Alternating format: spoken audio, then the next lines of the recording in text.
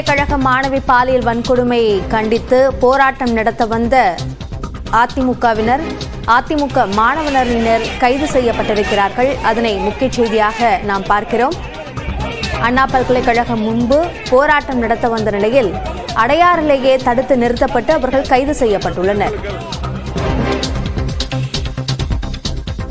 அண்ணா பல்கலைக்கழகத்தில் பருவத் தேர்வு விடுமுறை முடிந்து இன்று வகுப்புகள் தொடங்க இருக்கும் நிலையில் பல்கலைக்கழக வளாகத்தில் வெளியாட்கள் நடைபயிற்சி மேற்கொள்ள தடை விதிக்கப்பட்டுள்ளது.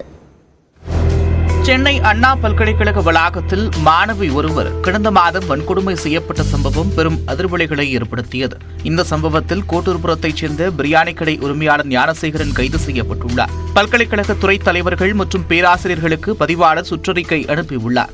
அதன்படி பல்கலைக்கழகத்திற்குள் மாணவ மாணவிகள் மற்றும் பணியாளர்கள் மட்டும் அனுமதிக்கப்படுவார்கள் என்றும் வெளியாட்கள் நடைபயிற்சி மேற்கொள்ளவோ அல்லது கல்வி சாராத பணிகளுக்காகவோ அனுமதிக்கப்பட மாட்டார்கள் என்றும் தெரிவித்துள்ளார்.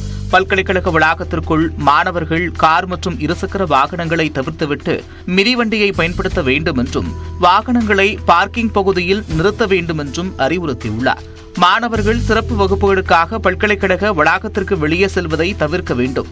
காவலன் உதவி செயலியை பதிவிறக்கம் செய்து கொள்ள வேண்டும் என்றும் அறிவுறுத்தியுள்ளார். ஸ்விக்கி, ஜொமேட்டோ, அமேசான் போன்ற ஆன்லைன் டெலிவரி நிறுவன ஊழியர்கள் நுழைவாயில் வரை மட்டுமே அனுமதிக்கப்படுவார்கள் என்றும் கூறியுள்ள பல்கலைக்கழக பதிவாளர், கட்டுமான தொழிலாளர்கள் வேலை நேரத்திற்கு பிறகு வளாகத்தில் தங்குவதில்லை என்பதை உறுதிப்படுத்த வேண்டும் என்றும் கேட்டுக் கொண்டுள்ளார். நாட்டு நலப்பணி திட்டம், ரெட் கிராஸ் உள்ளிட்ட பயிற்சிகளின் போது மாணவர்களுடன் வகுப்பாசிரியர் இருப்பதை உறுதி செய்ய வேண்டும் என்றும் அறிவுறுத்தியுள்ளார். மாலை மற்றும் இரவு நேரங்களில் பல்கலைக்கழக வளாகத்தில் பாதுகாவலர்கள் ரோந்து செல்ல வேண்டும் என்றும் வளாகத்தில் நடைபாதையோரம் தேவையான மின்விளக்குகள், சிசிடிவி கேமராக்கள் பொருத்த நடவடிக்கை எடுக்கப்படும் என்றும் அண்ணா பல்கலைக்கழக பதிவாளர் தெரிவித்துள்ளார்.